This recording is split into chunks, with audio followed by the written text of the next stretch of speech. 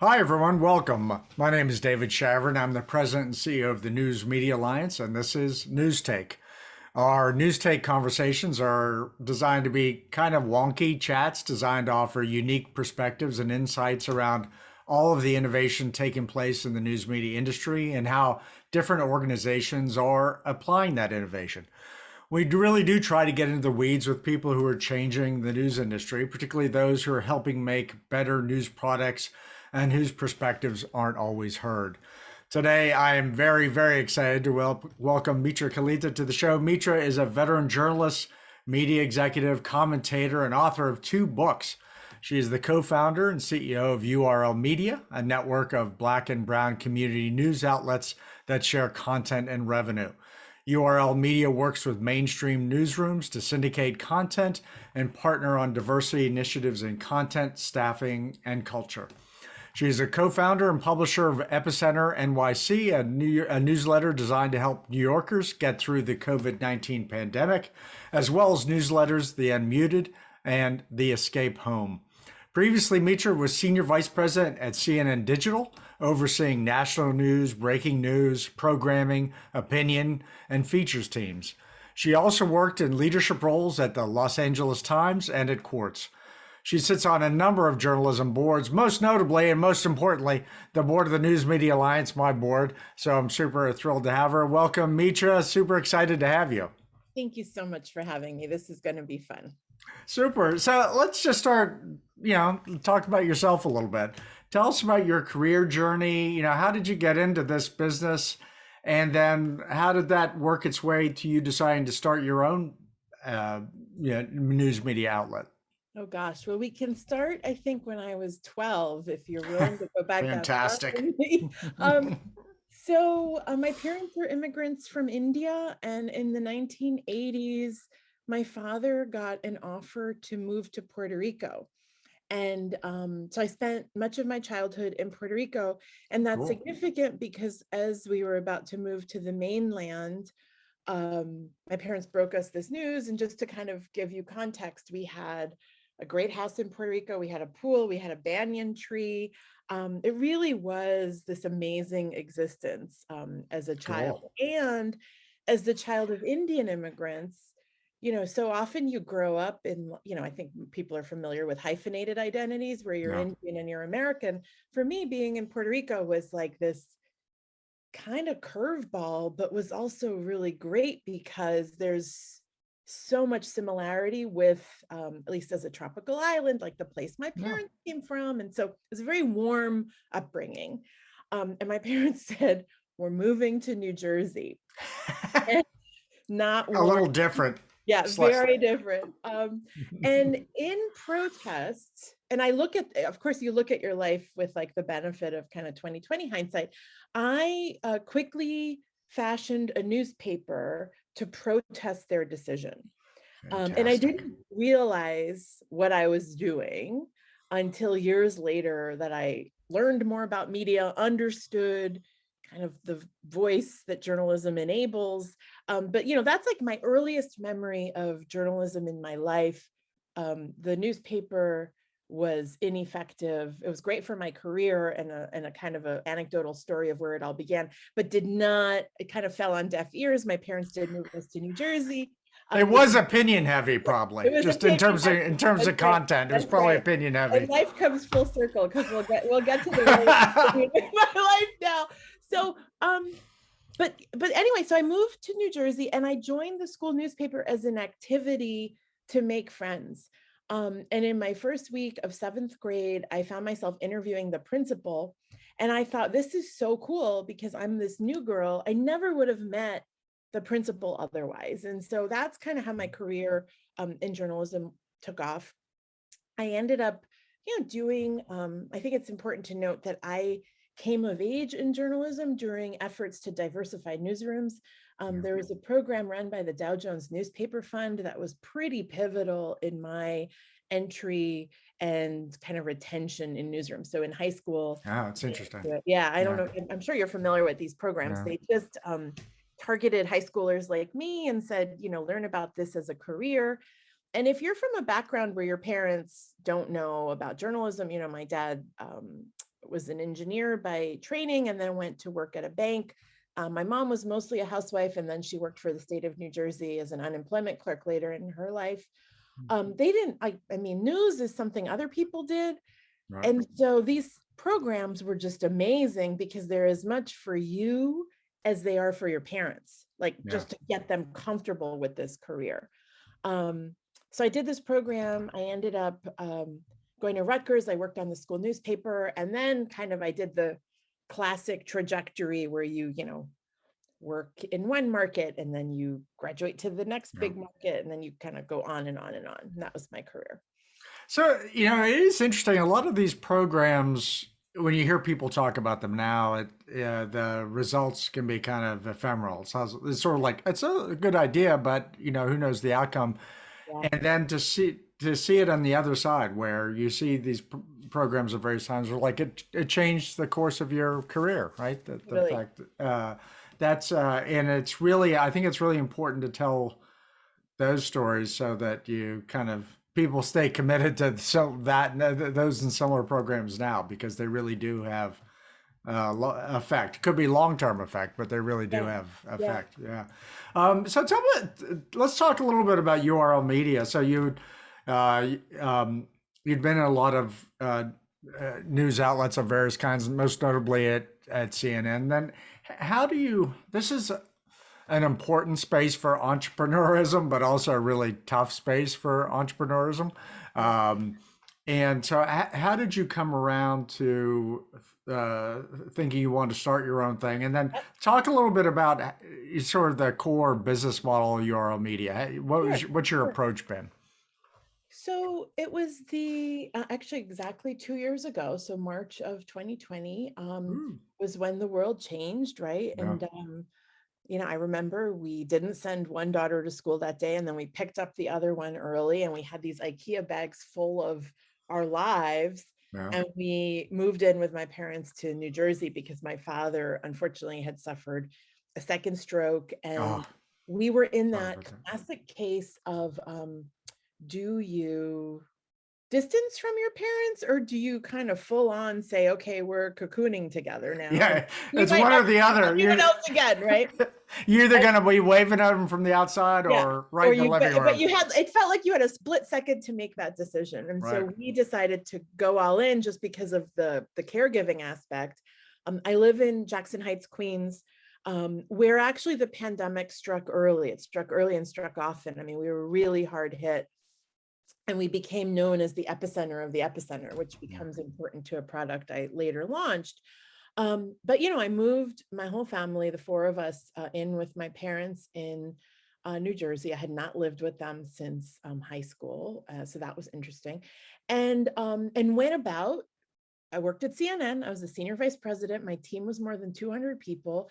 I had, the breaking news teams, the opinion team, health, opinion, features, and programming, which is digital distribution, all reporting into me. And so you can imagine the pandemic was a challenging time where every single member of our team needed to be firing on all cylinders. And for me, there was a transition that occurred in those months at CNN, which I had been advocating for years, because it's not coincidental that my entire backdrop at CNN was also the presidency of Donald Trump. And as you might imagine, working at CNN during the presidency of Donald Trump is kind of an all-consuming affair. I mean, when you get to Friday, I would just come back home and collapse and wait for the next tweet that would ruin my weekend, right? That was my existence. But for years, I had been advocating for a more comprehensive, we often use diversity, and especially for me in terms of race, but I had been advocating for diversity in our report, right? Could we go beyond Donald Trump? And digitally, you can do that, but TV, I think CNN viewers would feel like you turn on the TV and you see one story, right? I mean, it's kind of the way linear television is. The pandemic forced not just diversity of storytelling, meaning this is a global event, right? So the CNN-ness of it, we're everywhere, we could tell you what's happening on the ground, married to an aspect that I think has been harder for our industry writ large, and we talk about this a lot at the News Media Alliance, as you know, to embrace of service journalism, right? How can we squarely, make ourselves utility to our user, even as we're covering the news? So of course there's mask, no mask, what's the CDC saying? But the truth is, for months, and even I think to the present day, one of the top searched Google terms is COVID symptoms, right? Yeah. And so how do you continue to meet your audience where they are, which is as basic as COVID symptoms, even as we're covering to mask or not mask and the politicization of this, which happened very quickly. And so I share that as the backdrop to the founding of Epicenter and URL Media, because there was a pivot that I was able to be a part of at CNN that I think much of our industry knew we needed to go down this road, and was looking at the post-Trump, I was going to say the Trump bump, reality. what would happen, right? Like the Trump bump will end even if Trump had gotten to a second term, right? And so what becomes of us was kind of a ruthless question, but also in service to our users, like what will we continue to do? And so COVID changed some of my work at CNN. And then it did another thing, which is I was between New Jersey caregiving for my family and my home in Jackson Heights. It literally felt like every time we came back to get stuff or spend a night here before going back there, the sirens were constant, and the fear in this neighborhood was quite palpable. This was literally one of the hardest hit areas of the country by COVID. And so what happened, my husband and I are pretty involved in our neighborhood, and people just started asking us, what's the line at Patel Brothers like? Does anyone know a hospital that has a ventilator? Does anyone know childcare we can get when both parents have COVID? Kind of the neighborly type questions, but that are really rooted in survival. And then picture me running CNN, the largest game on the internet, the largest website on the planet, and trying to kind of figure out that ground game that I'm getting from Jackson Heights, but also I'm just getting from Google search, right? Like everybody's asking questions. And how do you marry these two things? And so just as like a good neighbor, and my husband's been really involved in helping small businesses and so forth, years before we launched this company. And one thing I'll say, just as an aside about local news, there's a lot of people getting into local news, but you kind of can't fake your commitment to your community, right? Like, no, cannot. Suddenly you were like this national news executive, but you never gave your neighbor sugar. Like they will call you out on that, right? And so thankfully, my husband and I were legitimately involved in our neighborhood. And we were sending emails every day with these requests that were coming in. We would amplify them to groups of, let's say, 50 of our friends. And finally, we said, gosh, this is we're going to go broke. And this is not, we're going to the same 50 people over and over for help. Right? Is there another way? And so we launched Epicenter as a newsletter. We launched in July of 2020. We intended to launch in May, but there's another event that we might talk about that happened at the end of May in 2020. And which of course is the death of George Floyd. And so we were delayed a little bit. We launched the newsletter. It takes off. It's pretty beloved in the community. But remember, my lens on the world is CNN. I am the biggest game on the planet. And here's this newsletter. And while it's beloved, I know the importance of scale, not just for impact, but also because in order to be successful on the internet, in order for something like COVID symptoms to be a search term that everybody knows, it is entirely rooted in your numbers and your scale. Sustainability, there's no sustainability of kind of what I just described, Epicenter, a newsletter for this neighborhood that needs it. Great, but how do you, and again, we'll get to the revenue in a moment, but how do people even know about you? Because if you're living in Jackson Heights and you're searching, is there a line at Patel Brothers? I guarantee you the New York Times is not covering that. CNN is not covering that. Even the Queen's Chronicle is not covering that. So how am I going to be discoverable, right? And so this predicament, which I, proudly wore the hat of, the woman at CNN who could make anything go viral, who could get traffic on a story. Like, I am not ashamed of that, right? Is trying to reconcile this local news product that I've just launched. By the way, I'm still at CNN, mind you, I still have a day job, with literally, how do you serve a community when the internet actually makes it impossible to serve a community, right? Yeah, actually, I've talked about this before and this is very interesting about 2020, 2021, in that there has been this long term, and it's an internet phenomenon of nationalization of news attention, meaning, because of the internet, people in Anchorage were talking to people in Atlanta more often, and they wanted to talk about things they had in common, which was national political and Kim Kardashian and all sorts of general interest That's stuff. right. And that, so for my parent and your parents' generation, my parents' generation in particular, national would have been further, Nixon was further down the news funnel than what happened locally. And of course, that all flipped. But there was something, and Trump, by the way, was the gasoline on the fire, right? Everything, the top 15 of everything became about Trump. But there was something, and you've described it very very textually, of both COVID and racial justice issues and the rest, that really spun the telescope around, right? All of a sudden people cared what their mayor had to say, when frankly, most people had no clue who their mayor was in most places. Yeah. Like, and then how do you grab this moment, right? And figure out how to build a business around it. But it really struck me as you're describing it, as your story really is there's a whole, that's happening at some level in every community, but Absolutely. everybody's not figuring it out as well. Yeah. I mean, one of Epicenter's taglines is, the 20 blocks around you has never mattered more, right? And I think we really— That's great.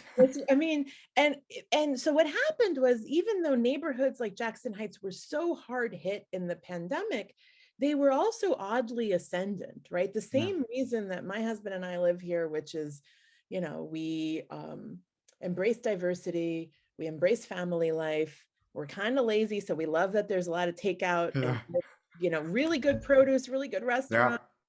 The dry cleaners right here. I mean, you can center your life in New York City neighborhoods. And I think a lot of neighborhoods across the country have similarly seen being ascendant, because they offer the ability to kind of live your life and work. And remember, there's a lot of the work from home phenomenon as a part of this now. But what about this issue of scale that you've also just outlined? From what we're up against, and it's, and I present it as local news, but I think in many ways we're all up against this. And so there's a woman who runs a radio station, WURD, which is Philadelphia's Black Talk radio station. It's one of only 3 Black Talk radio stations that are independently owned left in the country. She's a friend of mine. We had done a program together years ago, and we bonded. And after the death of George Floyd, we would just talk to each other, because I was, launching this newsletter. She knows a lot about community and being in constant conversation with them in a way that I think, kind of to your point, there were all these conversations happening on social media. The conversation was getting very national. Black Philadelphians connecting with each other in sort of the Luddite telephone to radio station really offered me this pulse on what was possible in a transformative way. So we would have these conversations, and we said there has to be something that allows us to band together. Some of it was inspired by George Floyd, but honestly, Dave, a lot of this was the economics of the internet. How do we feel bigger than we are without sacrificing who we are? And so we said, well, what if we instead of launching yet another website? And again, Epicenter was a newsletter. Notice I didn't launch as a website, right? We really embraced the distributed form. And there was a trend for sure after the death of George Floyd and the racial justice protests of launching new initiatives. This mainstream outlet will launch the race team, or, there'll be this, Black news channel. And I don't disparage any of that. They're needed. But we wondered whether leaning into what already existed both helped us from, I knew this from CNN, right? Just from a search and trusted legacy perspective, age actually helps you on the internet. You've been around, you're not gonna, And also in 2020, I don't know what you think about this, but I was like, you can't launch a business on Facebook now. I've launched many No. digital products on Facebook. Yeah. 2020, I think we had Cannot. we said, no, forget it. Right. And so URL Media was born out of really two publishers who said, we're facing challenges. We're going to keep going it alone in our publishing realms. We still believe we can innovate a model for WURD. There's a model for Epicenter, but is there additive revenue that we can get as a network? And importantly, is there an ability to achieve scale? Yeah. Can we achieve scale? So coming out of the gate, so just to kind of fast forward, URL Media launched in January of 2021, days after the inauguration of Joe Biden, very intentional.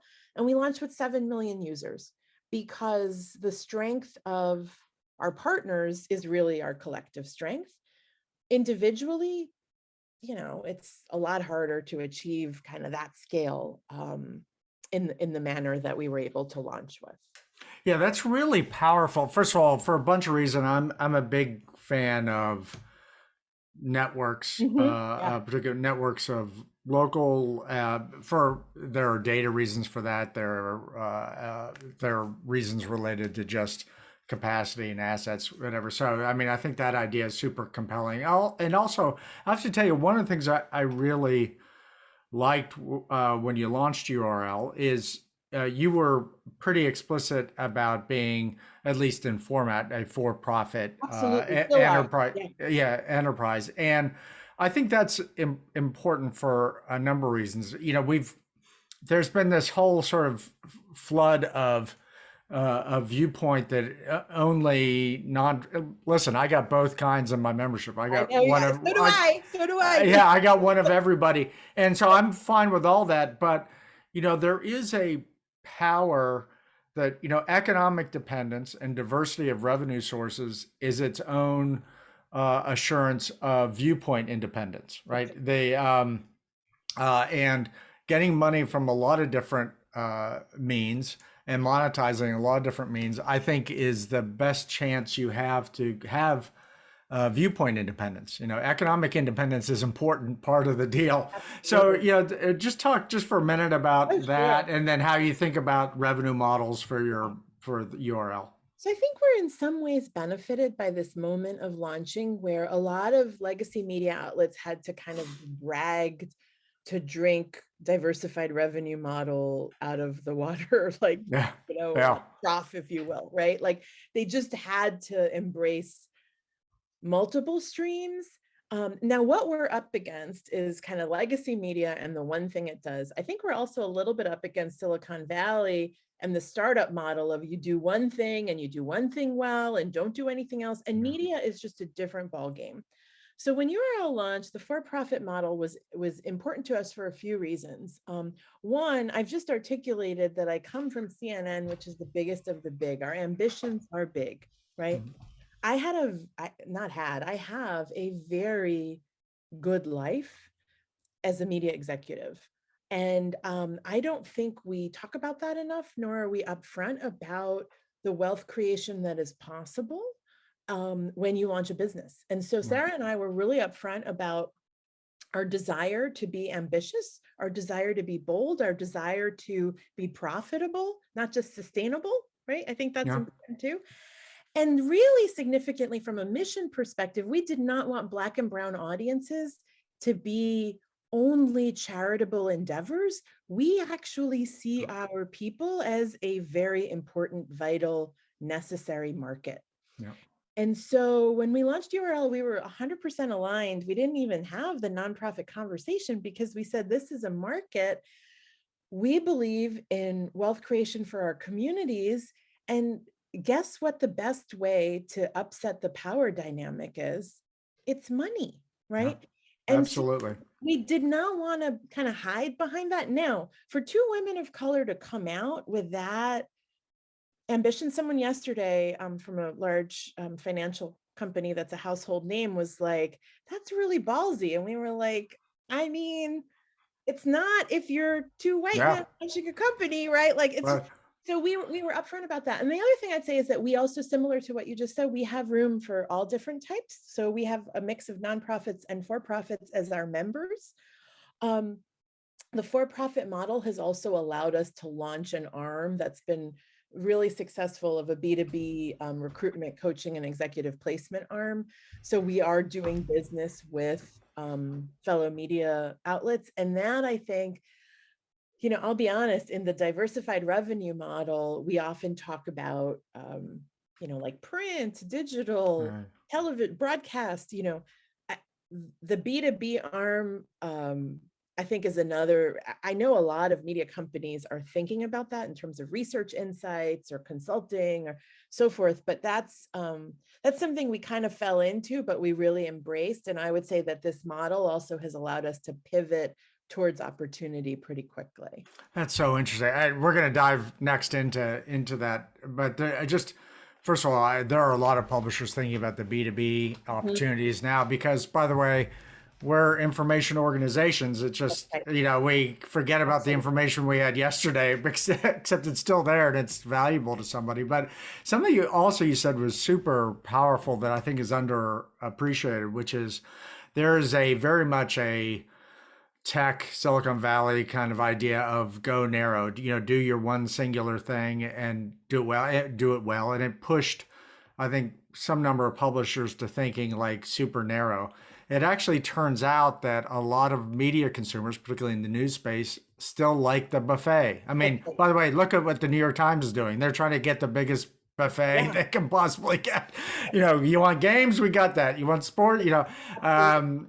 because they are responding to people who, people don't go on Netflix just to watch documentaries, right? They want a buffet of options, and to some degree, news consumers are like that, and that is a kind of in its own way newly revolutionary idea in this space in the digital media space. But that's super powerful. But let's talk let's start high level, and then we're going to talk about sort of the what URL is doing to help in this space. So diversity in the news industry, or most profoundly lack thereof, Mhm. for a really long time.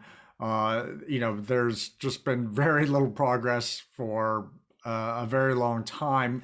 Uh, despite all of the announced intentions otherwise, right? Sure. Many news organizations have made it a priority. They talk about it. They're actually leaning it, trying to work internally. Some are obviously more focused than others. You hear about media organizations that are doing different things to show how they're increasing diversity and inclusion, but again, sometimes it seems like the needle's barely moved.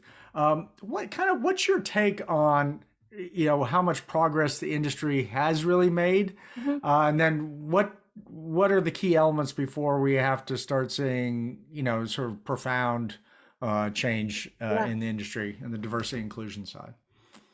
So I'll give you the kind of half glass full answer first, which is as somebody who's devoted her entire career to diversity in hiring and content and coverage, and never had diversity in my title. For what it's worth, and this is my immigrant parents, like every job you aspire to in the newsroom should be the biggest job you could get, right? Yeah. Not the, and so they're big jobs in the center of the action, but really the through line of my 20 plus years in journalism has been trying to get the biggest job I can get in a newsroom and making sure that diversity Yeah. is absolutely the way we're going to do business, right? Yeah.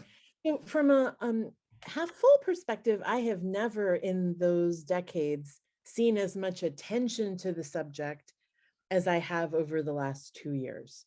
Um, and that is heartening in some respects because we're playing catch up to decades, even centuries of neglect. Yeah. So there's an urgency to, I must find X type of person. And the other conversation I would say that I never saw us having publicly is the need to be Black centered, as opposed to using terms like people of color or diversity or kind of more catch-all phrases. Mhm. the idea of centering Blackness, which I think people have talked about within movements, within even newsrooms and coverage for a while, was kind of a quieter conversation.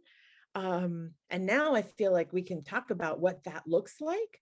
And for someone like me who's not Black, it really becomes even more incumbent upon us to show the way, to learn the way, to sort of stand up. But yeah, my co-founder is Black, but we talk all the time about like not having her be the only voice saying, here's a list of, I'm making this up, but freelance web designers. Is there a Black vendor among them? That's not only on her, that's on me too. And guess what? Yeah. We're a business that's centering diversity. Like we're going through this, right? So I think that for me is incredibly invigorating, and that I made the pivot when I did gives me a level of power that I quite frankly don't think I would have had 5 years ago, right? And just having that conversation.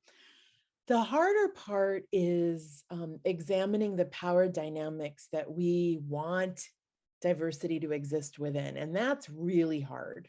It's really uncomfortable. And you and I have talked about this before, because sometimes it feels like, of course, we're committed to diversity, but we just have to do this thing. We just have to move forward, And so that sort of leads to business as usual, when actually what the last few years have shown us, or hopefully led us to, is a need to press reset on the whole thing, right?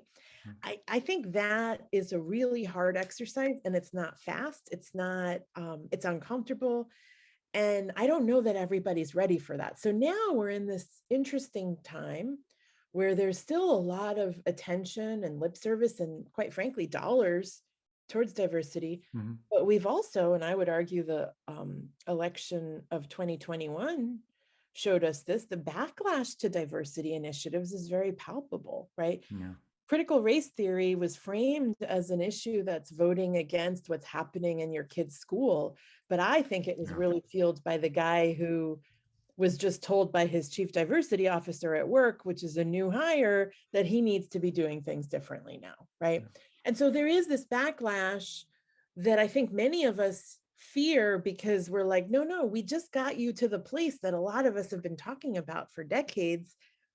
Don't slide backward. Right? Keep going. Keep going. Afraid. Don't be afraid of what's, because this is going to be uncomfortable. This is just the beginning, right? This is just the beginning.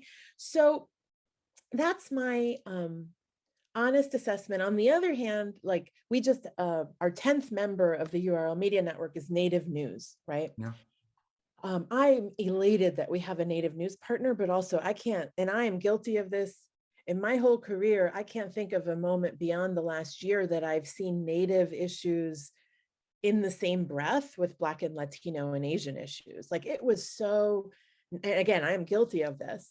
So I also think that there's a change in how we're talking about things, who we're talking about, who we're including, that's going to be new to all of us. And, I guess my message there would just be to be ready for that conversation, because I really do feel like we haven't seen much, it's still to come.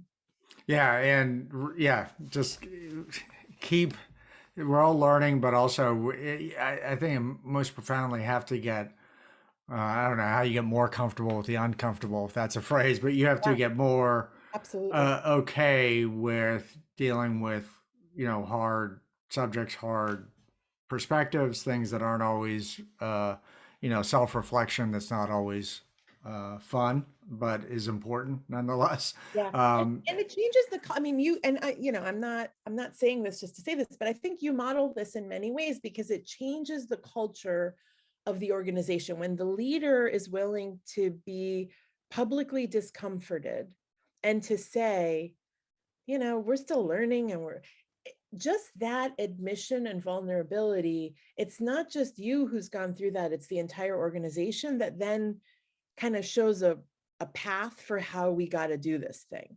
And that's the part that I've seen really mixed results, because we're also, by the way, in a pandemic, and communication is really complicated right now, and people want to be as crystal clear as they can be.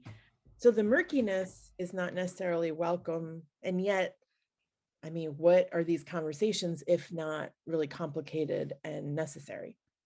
Yeah, I wrote an article a number of years ago. That particular article was about, it was in San Jose Mercury News, about tech, and particularly women in tech at the time. But we had done, in my old employer, we had actually done some studies about who did better, like why did some companies perform better.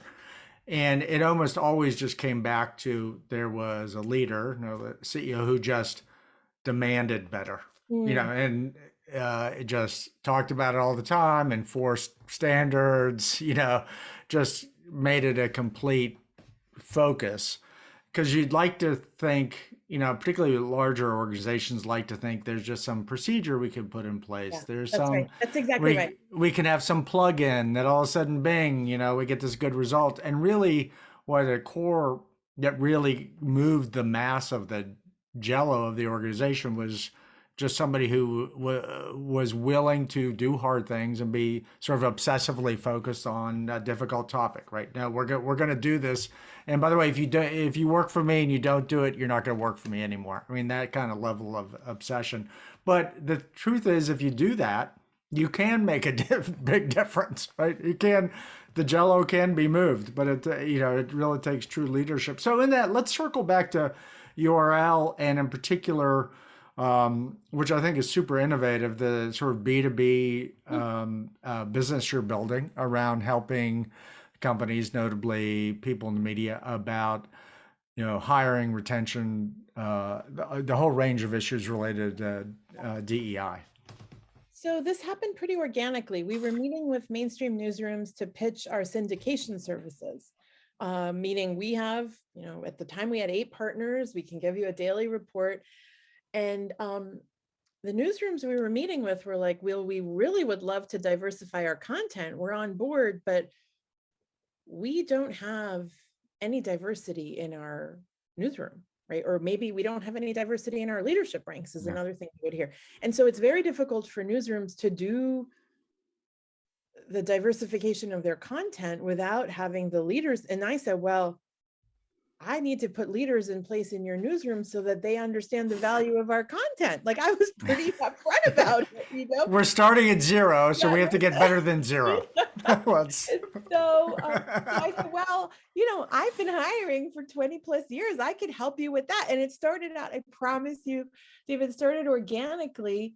And at one point, somebody say, we have an editor-in-chief search. Could we hire you to do that? And I had just left CNN, right? I had just left CNN at the end of 2020. And I have Epicenter, and Epicenter's okay, but I'm reading the same articles as you, and no local news is sustainable. You must do it this way, right? I'm reading all the same articles, and URL is just a glimmer at that point. We're going to launch it in January. And so somebody had asked for help with their editor-in-chief search. And I said, okay, sure. And I just took it as a consulting contract. And in the course of the search, when the word was out that we were looking for diverse candidates, a really interesting thing happened. And some of this is just because I have been hiring for so long. People started contacting me and saying, and these are diverse candidates, the talent pool, saying, what's the secret to getting a top job?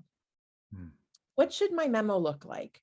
And I have been advising, I always joke, like, people of color, women, and even white men ask me for help, right? Like, it's all of them. And so I've been doing this for a long time. And so we started to, two tracks were developing at the same time, right? And they both needed each other. And you remember, 2021, the story of 2021 was really the labor force. It was a tight market. So newsrooms started to approach us, and initially it was just my Rolodex. And I said, I have a certain, I'm a certain age, I'm in a certain industry, I'm also in New York City. Why don't we cast about and get some more recruiters? And so today we have 4 recruiters from literally every pocket of the country and the Midwest, at different age levels, different industries within media. And it's just diversified our own searches and what we offer, because in the beginning, it was a lot of executive placement, editors in chief, the C-level. What we're seeing now is mid-level, some entry level. So there's also so many startups, as you alluded, where they need to make like 40 hires in the next few months. So we've been Yeah. contacted by a number of those types of outlets. Now, we're not a traditional recruitment firm for a few reasons. A lot of executive search is like, unless we're going to get 6 figures out of this, it's not worth our while, right? So there's some of that. Yeah. They just shut the door. And I think a lot of newsrooms have not gone the route of traditional search because of that kind of blanket, like, we Yeah. entertain your business, right? On the other hand, you had a plethora of staffing agencies, right? Newsrooms really never did that because if you need a freelancer, it's kind of short term. We don't hire in that way. So I would see us as a marriage of a few different models that are uniquely of this time. And again, we happen to launch in a year where if you were going to try anything, everything was being reinvented. So it was a good year to try different playbooks. Yeah. Mid-level managers are a really important area for us for two reasons. One, the candidate pool is often asking, how do we break in? And they'll tell us that before they're telling their own managers. Yeah. So in the marketplace, I think among diverse talent, there's a role that we're serving. Obviously, we don't charge them for that. We make our money from the B side of it, from the business, from the media, and from the newsrooms themselves. But that candidate pool, by seeking us out, there's a lot of faith where we're treated kind of as their own people, like, help me get my career to this level. And what I love about that is that it's showing an assertion of what you want. As a manager, one of my greatest frustrations is when I would meet with someone, let's say for their annual review, and I would say, well, what do you want? And they would say, but nobody's ever asked me that before. Yeah. I'd say, well, have you asked yourself that before? Right? Like, I mean, there's just a lot of it that's just good management that I feel like we're able to still impart in the industry. And URL is small, Epicenter is small, but my background is in running teams that are large teams. And so I do feel like I get to flex a lot of that coaching and guidance of people's careers at a pretty large scale now with a lot of the most important newsrooms in the country, which for me feels like another gift that I've been given.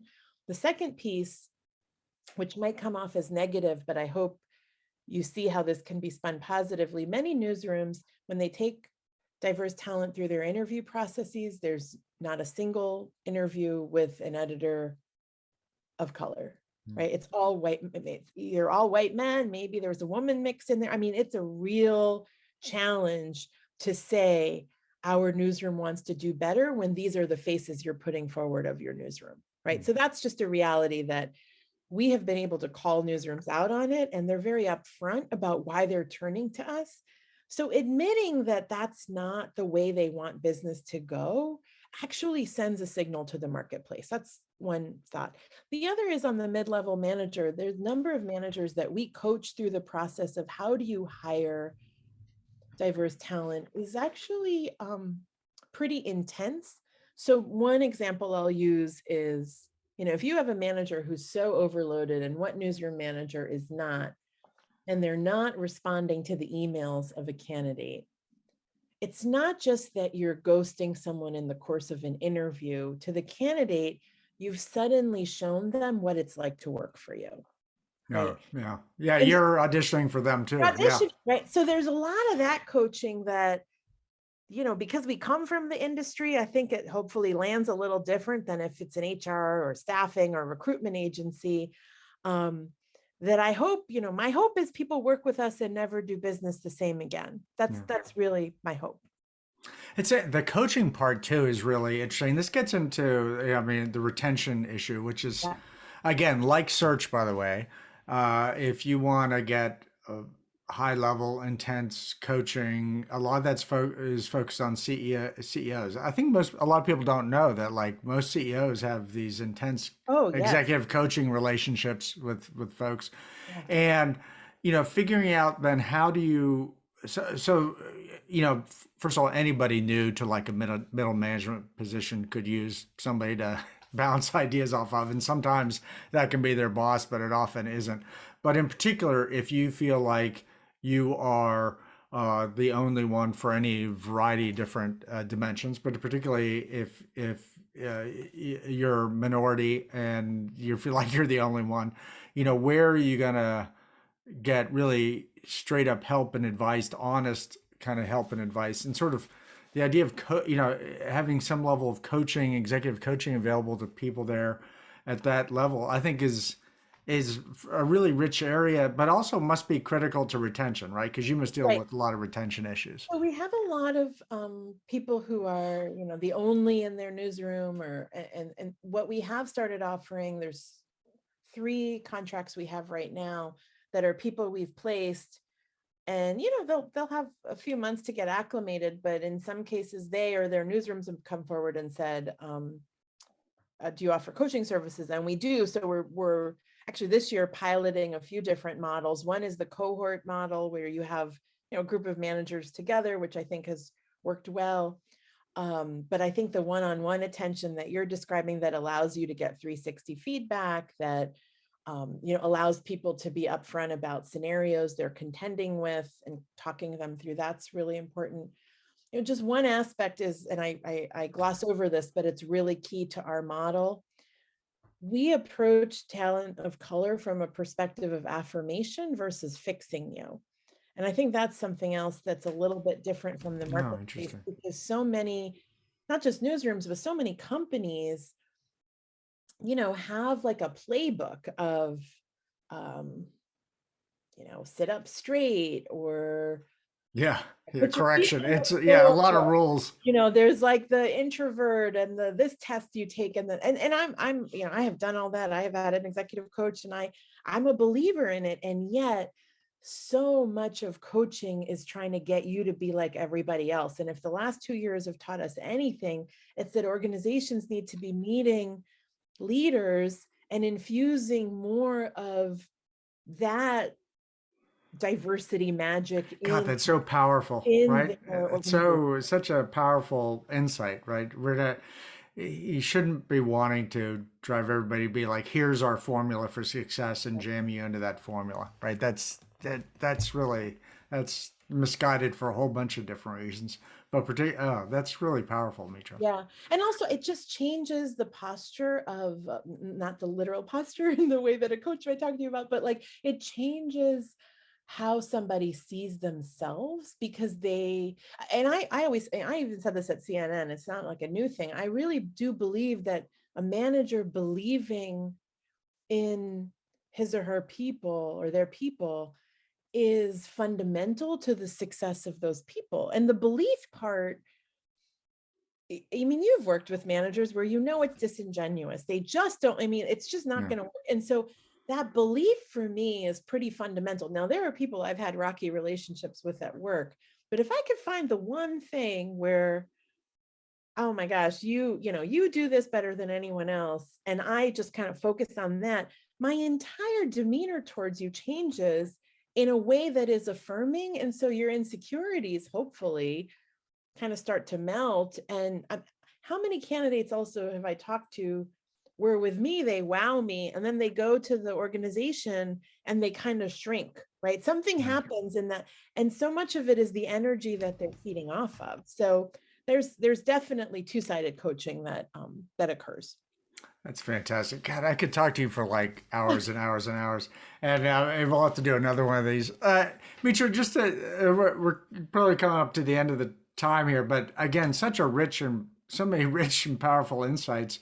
Let's just on ending, just listen. There are a lot of folks who want to do startups in the media space, right? Yeah. In every kind of dimension. And you're kind of doing a couple at once, right? There's a content business, there's the Really. coaching business, there's the network businesses, which I think that is a powerful insight and model in and of itself. But so when somebody comes up to you and says, Mitra, I'm super excited about what you're doing. I really want to do my own startup in the media business. You know, leaning in on the optimism, I guess there's a lot of Yeah. cautionary tales, but what kind of one piece of advice would you think about giving somebody as at least a good start in terms of thinking about how you would do that? I'll give you two, only because the first one is super fast, but I think what we don't talk about with startup life enough is, can you pay your mortgage? Can you put food on the table? Have you gotten the basics worked out? Because once that happens, you're still hungry, but things definitely become easier. And Yeah. people just don't talk about that. And I always Yeah. wonder magically, like, where are they getting this money? And in some cases, people will say to me, you're everywhere. You're launching 3 businesses. You write a column for Time. You're on these boards. And I'm like, I'm everywhere because that's my survival game though, guys. Like, I have to do this in order Yeah. to pay my mortgage, put food up. So Yeah. I think one is just, it's okay.